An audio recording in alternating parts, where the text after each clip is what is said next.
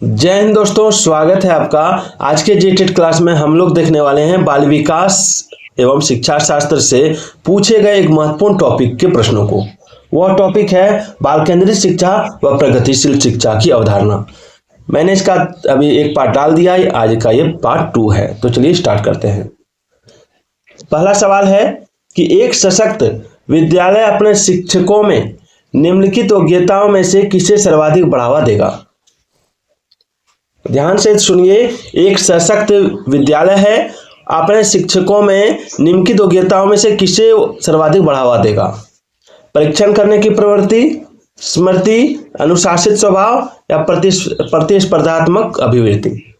तो इसका आंसर होगा आपका ऑप्शन डी, प्रतिस्पर्धात्मक अभिवृत्ति को। ठीक है, चलिए आगे बढ़ते हैं। अगला सवाल है प्राथमिक कक्षा में सकारात्मक वातावरण निर्मित करने के लिए शिक्षक को क्या करना चाहिए। प्राथमिक कक्षा है, उसमें अगर आप पॉजिटिव एनवायरनमेंट निर्मित करना चाहते हैं तो आप क्या कीजिएगा। एकदम इजी है, कुछ नहीं करना है। क्या करना है आपको उस क्लास में विभेद नहीं करना चाहिए और प्रत्येक जो बच्चे हैं उसके लिए समान लक्ष्य सुनिश्चित करने चाहिए। ठीक है, चलिए आगे बढ़ते हैं। विद्यार्थियों के पोर्टफोलियो के लिए सामग्री का चयन करते समय डैश का डैश होना जरूरी है या जरूर होना चाहिए। विद्यार्थियों के पोर्टफोलियो के लिए सामग्री का चयन करते समय डैश का डैश जरूर होना चाहिए। देखिए, पेपर 1 में पूछा गया, सीटेट नवंबर 2012 पेपर 1 में। तो इसमें आंसर क्या होगा? एकदम इजी है, इसका आंसर होगा विद्यार्थियों का समावेशन। ठीक है, ऑप्शन डी हो जाएगा। विद्यार्थियों के पोर्टफोलियो के लिए सामग्री का चयन करते समय विद्यार्थियों का समावेशन जरूर होना चाहिए। चलिए नेक्स्ट सवाल देखते हैं।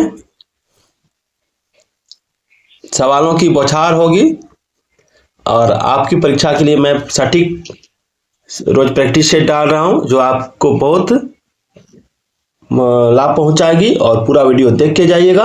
ठीक है, चलिए अगर आप लोगों को खोटा का वीडियो चाहिए तो एक बार कमेंट जरूर कर दीजिएगा। आप जिस दिन कमेंट कीजिएगा, आप लोग जब 100 से ऊपर कमेंट आ जाएगा कि खोटा का वीडियो चाहिए, तो मैं एक दिन में 5 घंटा का खोटा प्रैक्टिस सेट का वीडियो डालूंगा।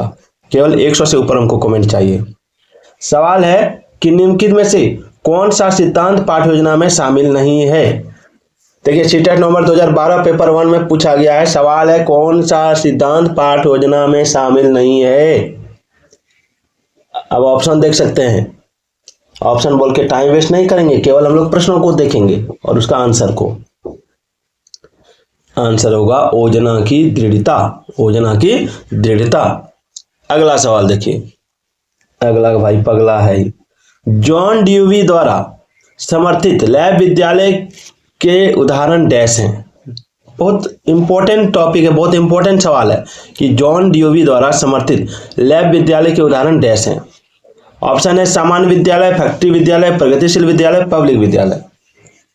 ठीक है, लैब विद्यालय किसको कहते हैं? जहां पर प्रयोग होगा। ठीक है, तो लैब विद्यालय जो होता है ना, वो होता है आपका प्रगतिशील विद्यालय।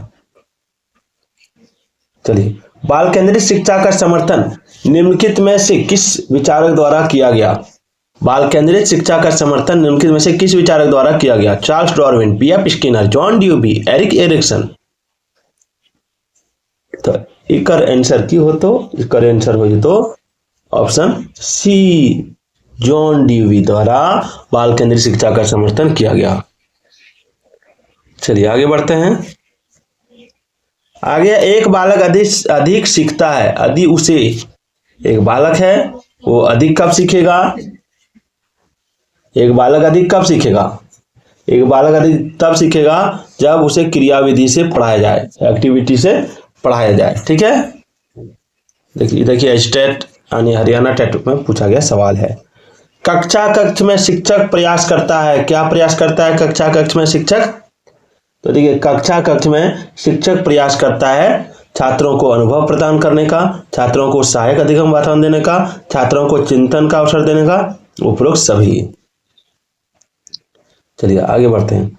6 से 11 वर्ष आयु वर्ग के छात्रों को आवश्यकता है, किसकी आवश्यकता है? 6 से 11 वर्ष के छात्रों को किसकी आवश्यकता होती है? तो कक्ष में प्रजातांत्रिक वातावरण की, सीखने में स्वायत्तता की, क्रिया आधारित अंतःक्रियात्मक अधिगम की, उपरोक्त सभी। चलिए आगे बढ़ते हैं।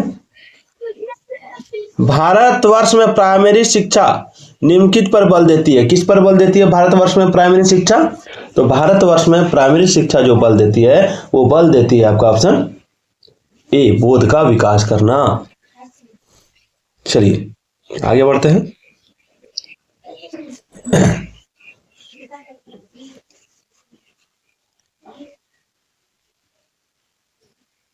सवाल देखिए, सांस्कृतिक तथा भाषिक रूप से वैविध्यपूर्ण कक्षा में यह निश्चित करने से पहले कि शिक्षार्थी विशिष्ट शिक्षा वर्ग में आता है या नहीं, एक शिक्षक को क्या करना चाहिए?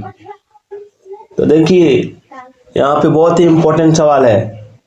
उस समय जो शिक्षक है, ठीक है, उसको अक्षमता स्थापित करने से पहले शिक्षार्थी की मातृभाषा का मूल्यांकन करना चाहिए। इसका आंसर होगा।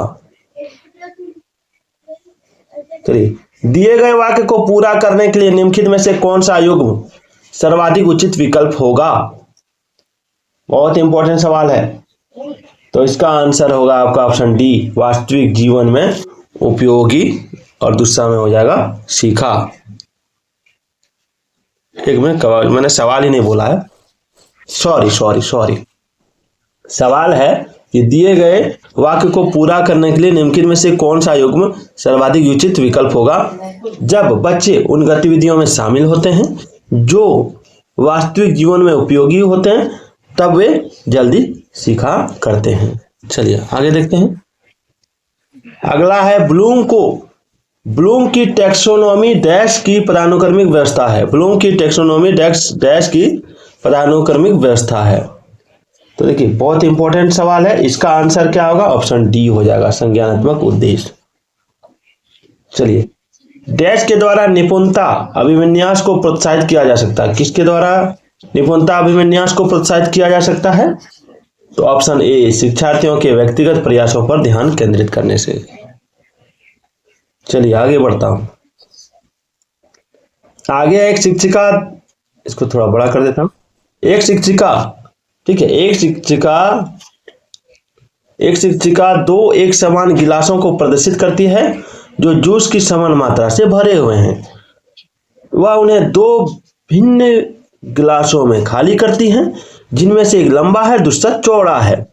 वह बच्चों को उस गिलास की पहचान करने के लिए कहती है जिसमें जूस ज्यादा है। तो बच्चे प्रत्युत्तर देते हैं कि लंबे गिलास में जूस ज्यादा है, और शिक्षिका बच्चों को डैश कठिनाई है। शिक्षिका के बच्चों को किसकी कठिनाई है? एक शिक्षिका दो समान गिलास ले लेता है, वो क्या करता है, दोनों में समान मात्रा में जूस भर देता है या पानी भर देता है।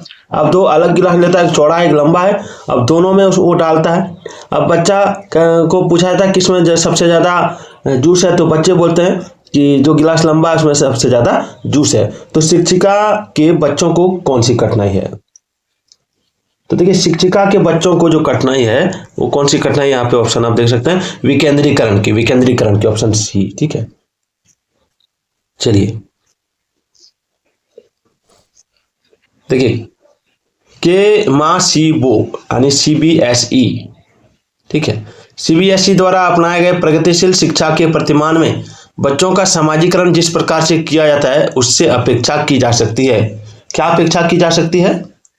तो उससे अपेक्षा की जा सकती है कि वे सामूहिक कार्य में सक्रिय भागीदारता, ऑप्शन बी हो जाएगा, वे सामूहिक कार्य में सक्रिय भागीदारता का निर्वाह करें तथा सामाजिक कौशल सीखें। ठीक है। अगला है, एक शिक्षिका अपनी कक्षा से कहती है कि सभी प्रकार के प्रदत्त कार्यों या असाइनमेंट्स का निर्माण इस प्रकार किया गया है कि प्रत्येक विद्यार्थी अधिक प्रभावशाली ढंग से सीख सकें, अतः सभी विद्यार्थी बिना किसी अन्य की सहायता से अपना कार्य पूर्ण करें। वह कोहल वर्ग के किस नैतिक विकास के चरण की ओर संकेत दे रही है? अब ऑप्शन देखते हैं। देखिए, इसमें आंसर क्या हो जाएगा? तो इसमें जो आंसर हो जाएगा वो हो जाएगा आपका ऑप्शन ए, औपचारिक चरण 4, कानून और व्यवस्था। ठीक है, क्या हो जाएगा? कानून और व्यवस्था। चलिए आगे बढ़ते हैं।